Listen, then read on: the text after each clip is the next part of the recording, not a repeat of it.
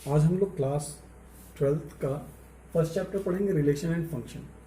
तो relation and function start करने से पहले हम 11th की कुछ चीज़ें रिवाइज कर लेते हैं। क्लास 11th की रिलेशन एंड फंक्शन सेट से रिलेटेड कुछ चीज़ें। उसमें सबसे पहले आता है ऑर्डर्ड पेयर। ऑर्डर्ड पेयर आप लोग पढ़े ही होंगे। ऑर्डर्ड पेयर का मतलब क्या होता है कि जिस फॉर्म में ये लिखा गया उसी फॉर्म में ही लिखते हैं। ए बी लिखा हुआ है तो ए बी के ही फॉर्म में लिखेंगे, कभी भी बी ए के फॉर्म में नहीं लिखेंगे।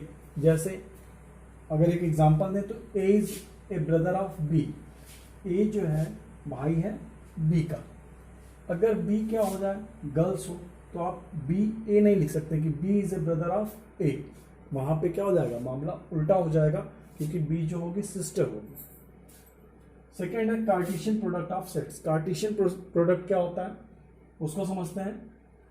Given two non empty set, मतलब जो आपको कार्टेशियन प्रोडक्ट करना होगा उसके लिए आपको क्या चाहिए, टू नॉन एम्प्टी सेट चाहिए। नॉन एम्प्टी मतलब कोई ना कोई उसमें एलिमेंट होने चाहिए। टू सेट्स भी हो सकते हैं और वन सेट से भी कर सकते हैं, जैसे ए क्रॉस ए कर सकते हैं। Two non empty sets P and Q. The Cartesian product P cross Q is the set of all ordered pair of element from P and Q. मतलब अगर आपको दो सेट दिए गए हो P और Q और उस P Q का क्रॉस प्रोडक्ट निकालें तो उसमें जितने भी एलिमेंट आपके हैं ऑर्डर्ड पेयर के फॉर्म में, in the set of all ordered pair of element from P and Q, वो हमारे क्या होंगे, कार्टेशियन प्रोडक्ट होंगे। मैथमेटिकल फॉर्म में लिखा हुआ P cross Q equal to P Q, where P belong to P and Q small q belong to Q। एक example लेते हैं। P इक्वल टू 1 2 लेते हैं और Q इक्वल टू, Q के एलिमेंट लेते हैं हम लोग 3 और 4। तो हमें अगर P क्रॉस Q फाइंड करना होगा तो P पहले है तो इसका एलिमेंट भी क्या होगा, ऑर्डर पेयर के फॉर्म में पहले ही लिखा जाता है, याद होगा आप लोगों को। 1 2 3, 1 2 4, फिर 2 से करेंगे तो हो जाएगा 2 2 3, 2 2 4। ये हमारा हो गया Cartesian product P to Q। Third आता है रिलेशन। रिलेशन क्या होता है, relation R from a non empty set A to a non empty set B is a subset of the Cartesian product A cross B। अगर हमारे पास दो non empty set दिए हों, क्योंकि नॉन एम्प्टी इसलिए क्योंकि एम्प्टी सेट होगा तो जाहिर सी बात है उसमें कोई भी एलिमेंट नहीं होंगे, और जब एलिमेंट नहीं होंगे तो उसमें कोई रिलेशन बनेगा ही नहीं। A relation R from a non-empty set A to a non-empty set B is a subset of the Cartesian product A cross B। जैसे यहाँ पे हमने लिया हुआ है P क्रॉस Q। अगर P और Q के बीच में एक रिलेशन हम बना दें, ये हमारा रिलेशन हो जाए, R से डिनोट करते हैं 1 3, ये हमारा एक रिलेशन है। या 1 3 1 4 ले लें, तो जो इस रिलेशन P क्रॉस Q का हम कोई भी एक सबसेट ले लें तो वो हमारा क्या हो जाएगा, रिलेशन हो जाएगा। ठीक है। अब रिलेशन के लिए कुछ टर्म्स और हैं, जैसे डोमेन, रेंज, कोडोमेन। उसे भी समझ लेते हैं कि डोमेन, रेंज और कोडोमेन क्या होता है।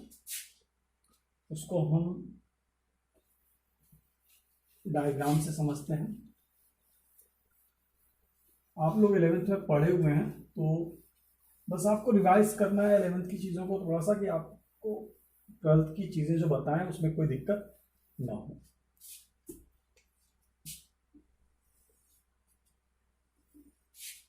ये एक सेट A है और ये B है।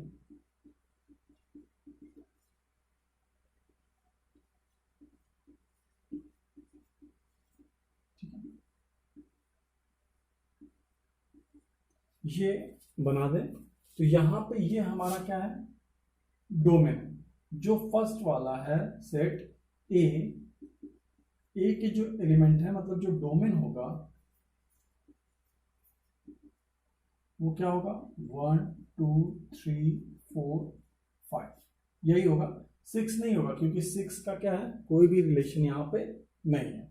फंक्शन में होता है कि ये पूरा का पूरा इमेज बनाना चाहिए, अगर नहीं इमेज बनेगी तो फंक्शन नहीं होता है। तो फंक्शन के बारे में बाद में बात करेंगे हम, लेकिन रिलेशन में ऐसा नहीं है। अगर ये नहीं है तो कोई दिक्कत नहीं, तब भी रिलेशन है। और इसका कोडोमेन क्या होगा, A B C D E F G. मतलब जो सेकंड सेट है उसके पूरे जितने भी एलिमेंट है वो सारे के सारे क्या हो जाएंगे, कोडोमेन। और रेंज क्या होगा, रेंज जहां पे फर्स्ट का रिलेशन बन रहा है सेकंड वाले से, ए का रिलेशन जो बी में बन रहा है, वो जो एलिमेंट है वो हमारे कहलाते हैं range. A B C D, ये हो गया डोमेन, कोडोमेन और रेंज। ठीक है, अब ठीक है देखते हैं टाइप ऑफ रिलेशन। फर्स्ट है एम्प्टी रिलेशन। एम्प्टी रिलेशन का मतलब a relation R in a set A is called empty relation if no element of A is related to any element of A। मतलब कि अगर हमारे पास एक ऐसा empty set हो या फिर एक ऐसा रिलेशन हो जो हम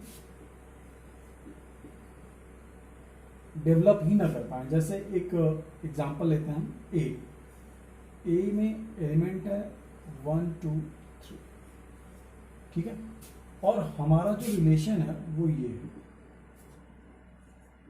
ए बी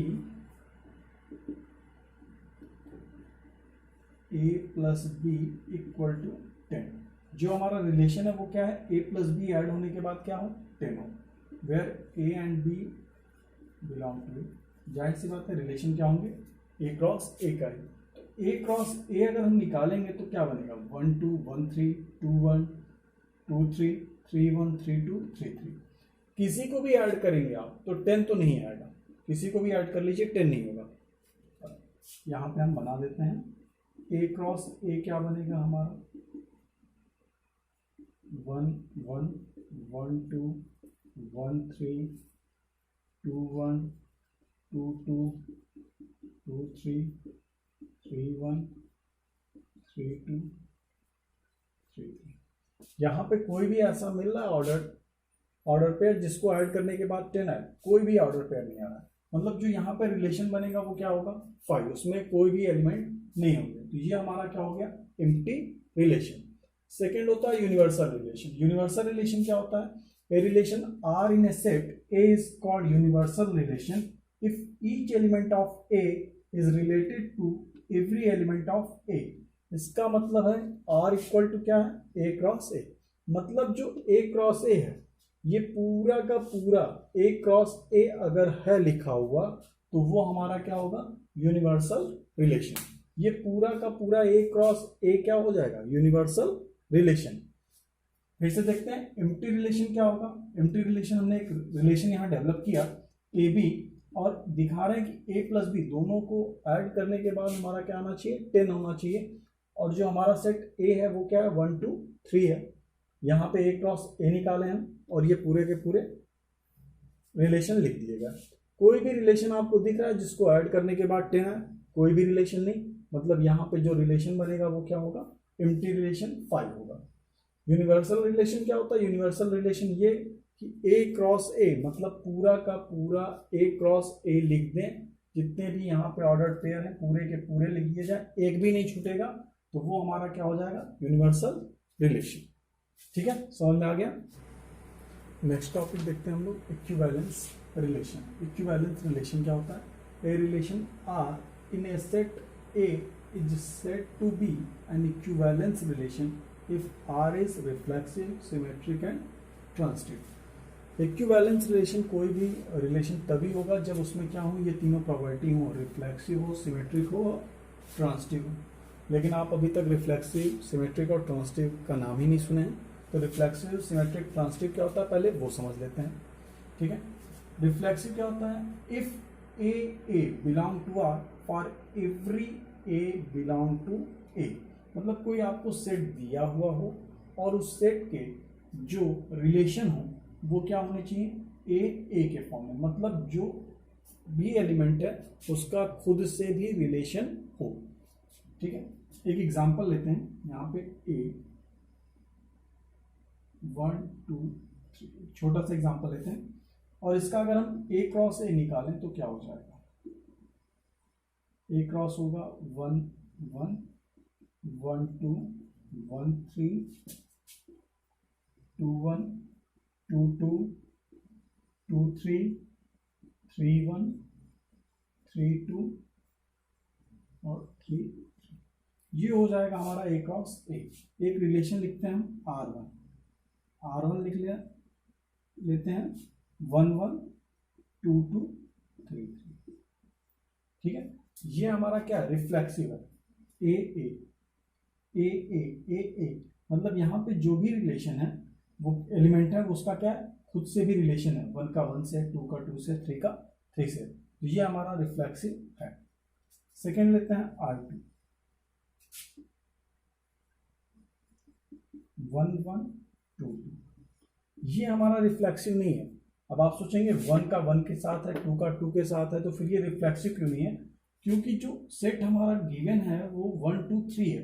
तो इसमें जितने भी एलिमेंट है उन सारे एलिमेंट का खुद के साथ क्या होना चाहिए, रिलेशन होना चाहिए। यहाँ पे 1 1 का है, 2 2 का है, लेकिन 3 3 का नहीं है, इसलिए ये रिफ्लेक्सिव नहीं होगा। ठीक है, एक और एग्जांपल लेते हैं 1 1 1 2 2 3 3 और इसमें एक और लेते हैं 1 3।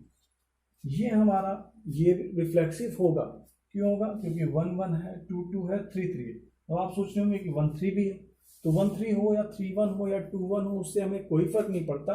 जो इसमें एलिमेंट है उन सारे एलिमेंट का खुद के साथ रिलेशन हो, बस इतना ही हमें देखना है। कि अगर ये तीनों चीजें इसमें हैं तो इसका मतलब ये क्या होगा, रिफ्लेक्सिव होगा। ये एक्स्ट्रा है 1 3, कोई फर्क नहीं पड़ता, लेकिन कम भी नहीं होना चाहिए। जैसे यहाँ पे कम है इसलिए ये रिफ्लेक्सिव नहीं हुआ, यहाँ पे तीनों है 1 1 2 2 3 3, इसलिए ये रिफ्लेक्सिव है।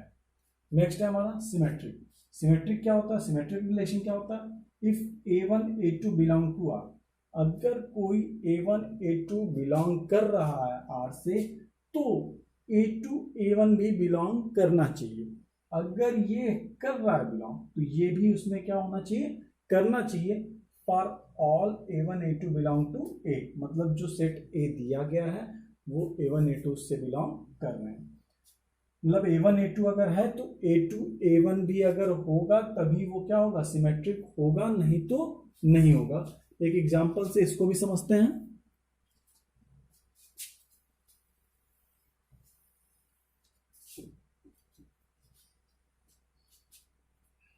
ये हमारा A क्रॉस A है ही। एक लेते हैं R1 रिलेशन, और ये है 1 2 2 1 1 3 3 1 1 1। ठीक है, तो यहाँ पे देखिए क्या है, 1 2 है तो 2 1 भी है, मतलब A1 A2 है तो A2 A1 भी है। 1 3 है मतलब A1 A2 है तो A2 A1 है, और 1 1 का 1 1 में खुद हो जाएगा। ठीक है, तो ये सिमेट्रिक हमारा हो गया, ये सिमेट्रिक होगा। नेक्स्ट एग्जांपल लेते हैं 1 2 2 1 1 3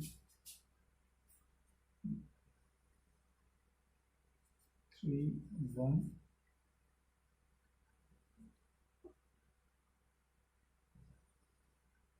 1 1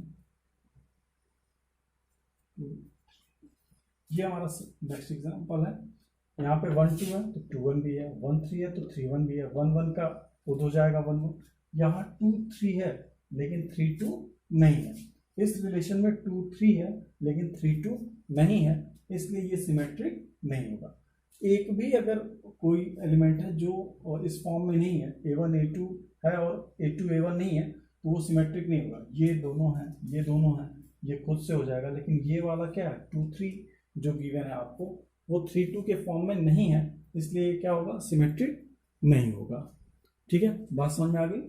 अब अगला देखते हैं ट्रांसिटिव। ट्रांसिटिव क्या होता है? ट्रांसिटिव गिवन है आपको, if A1 A2 belong to R, if A1 A2 belong to R and A2 A3 belong to R, मतलब ये भी R में हो, रिलेशन में हो, और ये भी रिलेशन में हो, तो हमें A1 A3 भी रिलेशन में चाहिए। अगर ये दोनों चीजें फॉलो हो रही हैं उस रिलेशन में, तो ही हमें ये वाला रिलेशन क्या होना चाहिए, फॉलो होना चाहिए। तो यहाँ पे अभी हम लोग एक ए लिए हुए थे, मिटा दिए हम गलती से, फिर से उसको लिख लेते हैं। ए क्रॉस ए 1 1 1 2 1 3 2 1 2 2 2 3। एक छोटा सा एग्जांपल इसका लेते हैं। आर ये 1 2 है, 2 1 है और 1 ये है। ये देखिए 1 2 है, मतलब A1 A2 है और ये 2 1 है, तो 2 1 ले लेते हैं, 2 3 ले लेते हैं और इसको ले लेते हैं 1 3, तो ज़्यादा समझ में आएगा।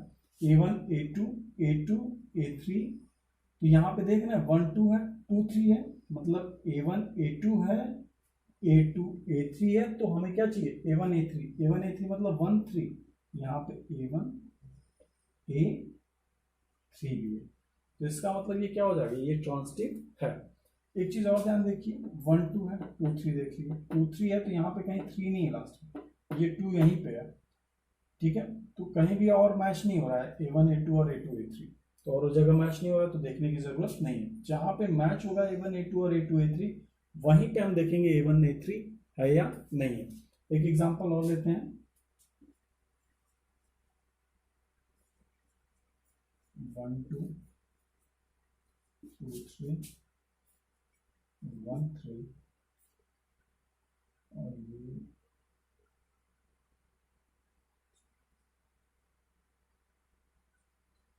1, ठीक है। यहाँ देखिए 1 2 2 3 और 1 3 तो मिल रहा है, लेकिन यहाँ देख रहे हैं 1 2 है और ये 1 1 है, तो ये 1 1 से अगर लें तो ये A1 A2 हो गया और ये A2 A3 हो गया, तो हमें क्या चाहिए A1 A3 चाहिए। A1 A3 मतलब 1 2, ये 1 2 खुद है, ये 1 2 और ये 1 1 खुद क्या कर रहे हैं, सिमेट्रिक बना दे रहे हैं, ये दोनों खुद मिलकर, जैसे ये 1 1 हो गया, ये 1 2 हो गया, इसका मतलब ये A1 हुआ, ये A2 हुआ, ये A2 और ये A3, तो हमें क्या चाहिए 1 2 चाहिए, तो 1 2 ये खुद है, इसलिए ये क्या हो जाएगा, सॉरी सिमेट्रिक नहीं ट्रांजिटिव, तो ये क्या हो गया ट्रांजिटिव हमारा हो गया, ये भी ट्रांजिटिव है और ये भी ट्रांजिटिव है। तो इक्विवेलेंस रिलेशन क्या होता है, इक्विवेलेंसी रिलेशन क्या होती है, जहां पे ये तीनों प्रॉपर्टी, ये तीनों, ऐसा नहीं कि कोई दो या कोई एक, जहां पे ये तीनों प्रॉपर्टी क्या करेगी, जो रिलेशन फॉलो करेगी वो हमारा क्या होगा इक्विवेलेंस रिलेशन, ठीक है। आपकी बुक में एग्जांपल नंबर 2 जो दिया हुआ उसको समझते हैं। दिया late T be a set of all triangles in a plane with R a relation in T given by R T1 T2, T1 is a congruent to T2, मतलब congruent triangle है, तो कॉन्ग्रुएंट ट्रायंगल है तो क्या होगा, इसका मतलब ये होगा, कॉन्ग्रुएंट ट्रायंगल का मतलब क्या होता है कि उनके सारे साइड्स क्या होंगे इक्वल होंगे। अब हम देखते हैं कि ये इक्विवेलेंस रिलेशन होगा कि नहीं होगा, होगा तो कैसे होगा। जो रिलेशन आपको दिया गया है वो रिलेशन कौन सा है, कॉन्ग्रुएंट रिलेशन है। तो हम जानते हैं कि कोई भी ट्रायंगल हो, कोई भी ट्रायंगल वो खुद का भी क्या होगा कॉन्ग्रुएंट ही होगा। अगर ये ट्रायंगल दिया हुआ है आपको, ट्रायंगल A1 मान लेते हैं, तो ये खुद का भी क्या होगा कॉन्ग्रुएंट तो होगा ही ना, A1 A1 का ही कॉन्ग्रुएंट होगा। अगर ये A1 कोई ट्रायंगल है तो ये खुद का क्या होगा कॉन्ग्रुएंट होगा। अब ऐसे ही ले लेते हैं A1 A2, ठीक है, ये रिफ्लेक्सिव को फॉलो कर लिया। A1 A2, A1 A2 का मतलब A1 कॉन्ग्रुएंट है A2 का, और तो A2 भी कॉन्ग्रुएंट होगा किसका A1 का। यहाँ पे बना लेते हैं, ये A1 है, ये भी ट्रायंगल A2 है, ये ट्रायंगल A3 है, ये दोनों A1 A2 क्या है कॉन्ग्रुएंट ट्रायंगल है, A2 A3 भी क्या है कॉन्ग्रुएंट ट्रायंगल है। तो अगर A1 A2 कॉन्ग्रुएंट है तो हम कह सकते हैं ना कि A2 A1 भी क्या होंगे कॉन्ग्रुएंट होंगे, ठीक है। तो फर्स्ट प्रॉपर्टी हमारी फॉलो हो गई रिफ्लेक्सिव, सेकंड हो गई सिमेट्रिक, और थर्ड क्या होता है ट्रांजिटिव। तो ट्रांजिटिव भी देख लेते हैं कि अगर एक ट्रायंगल A1 A2 है, ये आपस में कॉन्ग्रुएंट है, और एक ट्रायंगल है A2 A3, ये भी आपस में क्या है कॉन्ग्रुएंट है, कह रहा है कि A1 A2 कॉन्ग्रुएंट है और A2 A3 कॉन्ग्रुएंट है, तो A1 A3 भी क्या होंगे, कॉन्ग्रुएंट ट्राइंगल ही तो होंगे। तो इसका मतलब A1 A3 भी क्या होगा, कॉन्ग्रुएंट ट्राइंगल होगा। तो जो थर्ड है प्रॉपर्टी ट्रांसिटिव की वो भी फॉलो कर लिया। तो एग्जांपल 2 में जो दिया हुआ है, late T be the set of all triangles in a plane with R a relation in T given by R T1 T2 such that T2 is congruent to T1 is congruent to T2 so that R is an equivalence relation। तो R यहाँ पे क्या होगा, equivalence relation होगा। क्यों, क्योंकि symmetric, transitive और reflexive, symmetric और ट्रांसिटिव तीनों प्रॉपर्टी को वो फॉलो कर रहा है। क्योंकि अगर कोई ट्राइंगल है तो वो ट्राइंगल खुद का कॉन्ग्रुएंट होगा। सेकेंड, अगर एक ट्राइंगल दूसरे ट्राइंगल के कॉन्ग्रुएंट है तो दूसरा वाला भी ट्राइंगल क्या होगा, पहले वाले ट्राइंगल के कॉन्ग्रुएंट होगा। थर्ड, एक ट्राइंगल दूसरे ट्राइंगल के कॉन्ग्रुएंट है और जो सेकेंड वाला है वो तीसरे के कॉन्ग्रुएंट है, तो इसका मतलब फर्स्ट और थर्ड वाले भी आपस में क्या होंगे, कॉन्ग्रुएंट होंगे। तो हो जाएगा A1 A3 भी क्या आपस में कॉन्ग्रुएंट है। ठीक है, बात समझ में आ गई। थर्ड एग्जांपल दिया, let L be the set of all line in a plane and R be the relation in L defined as R L1 L2 L1 is perpendicular to L2। और यहाँ पे दिखाना है कि हमें सिमेट्रिक है but reflexive और transitive नहीं है। तो सिमेट्रिक है तो समझ लेते हैं, ये दो लाइन लेते हैं, एक L1 है और ये L2, ये दोनों आपस में क्या है, परपेंडिकुलर है। तो आप लिख सकते हैं क्या कि L1 और L1 मतलब ये लाइन खुद पे क्या परपेंडिकुलर होगी, नहीं होगी। मतलब L1 क्या है,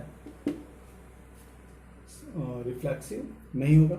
फिर सेकेंड है सिमेट्रिक, सिमेट्रिक का मतलब क्या हुआ कि L1 L2 पे परपेंडिकुलर है, L1 L2 पे परपेंडिकुलर, तो आप ये भी कह सकते हैं कि L2 L1 पे भी क्या है, परपेंडिकुलर है।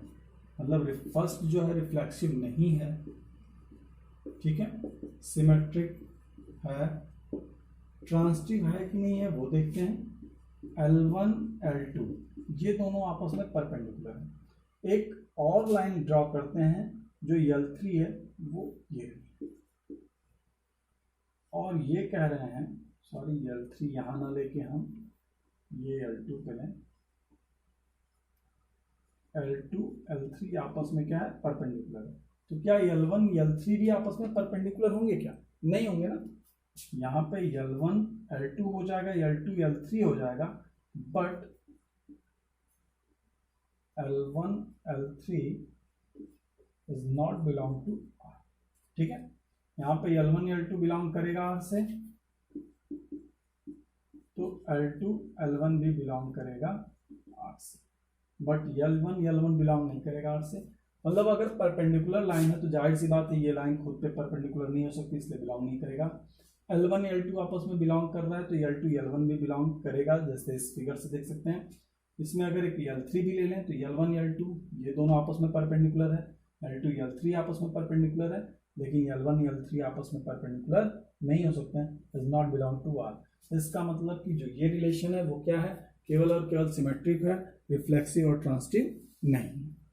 ठीक है, फिर नेक्स्ट एग्जांपल देखते हैं, एग्जांपल 4।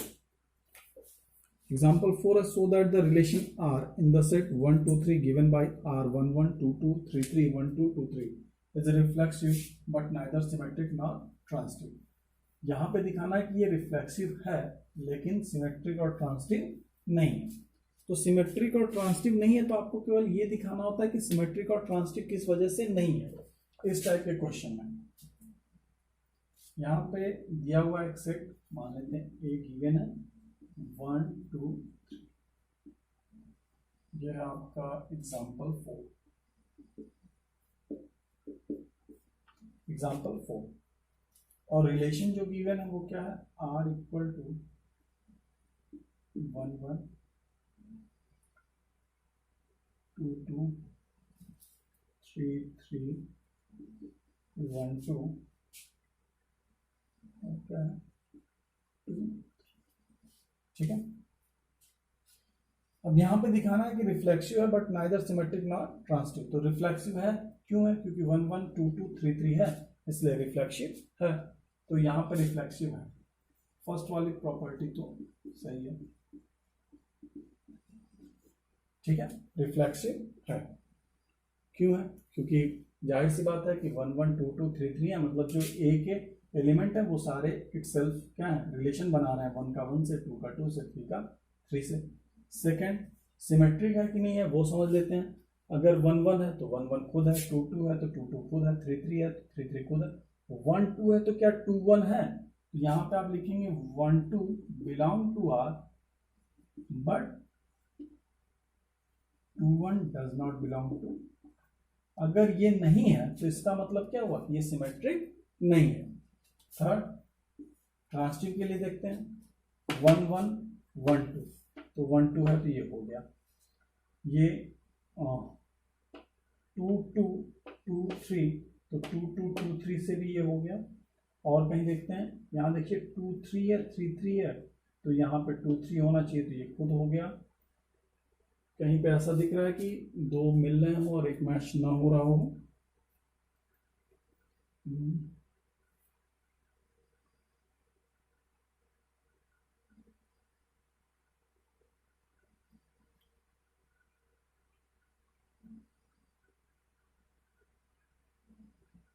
हाँ, ये देखिए यहीं पे है, ये 1 2 बिलोंग कर रहा है और 2 3 बिलोंग कर रहा है। यहाँ पे लिखेंगे 1 2 belong to R, 2 3 belong to R, but 1 3 does not belong to R. तो रिफ्लेक्सिव है क्योंकि 1 1 2 2 3 3 है। सिमेट्रिक नहीं है, क्यों नहीं है? क्योंकि 1 2 है लेकिन 2 1 इसमें नहीं है, 2 3 भी नहीं है, 3 2 नहीं है, लेकिन एक कोई दिखा देंगे तो वो पूरा का पूरा हो गया। ऐसा नहीं कि 1 2 को दिखाएं फिर 2 3 को भी दिखाएं। ट्रांसिटिव भी नहीं है, क्यों? क्योंकि 1 2 है, 2 3 है, लेकिन 1 3 नहीं, 1 3 यहाँ पे नहीं है, इस रिलेशन में 1 3 नहीं है, तो ये रिफ्लेक्सिव है बट सिमेट्रिक और ट्रांसिटिव नहीं। फिर अगला क्वेश्चन देखते हैं, एग्जाम्पल